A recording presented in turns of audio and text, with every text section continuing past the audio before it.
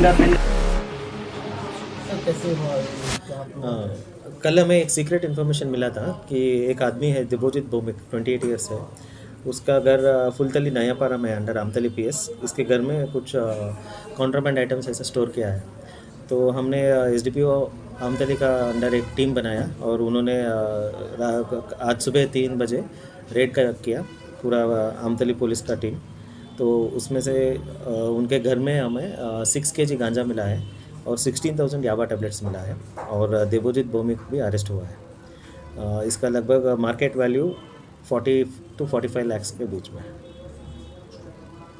तो कहाँ पे भेजने के लिए रखा गया था नहीं, कैसे? ये अभी इंट्रोगेशन करेंगे हम लोग। इसको हम लोग पुलिस रिमांड में लेके आएंगे और डिटेल में एनालिसिस करेंगे ये कहाँ से लेके आया और किसको सप्लाई कर रहा था।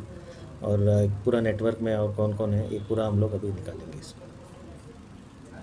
इस केस के पहले भी उसका नाम था तो इस नहीं, केस पहले में? नहीं था। लेकिन हम लोगों के पास इंटेल था कि he is involve in such activities. तो कल हमें स्पेसिफिक इन्फॉर्मेशन मिला कि इसके घर में है, तो हमने प्लान करके under the leadership of SDP Omtali हमने रेड करवाया।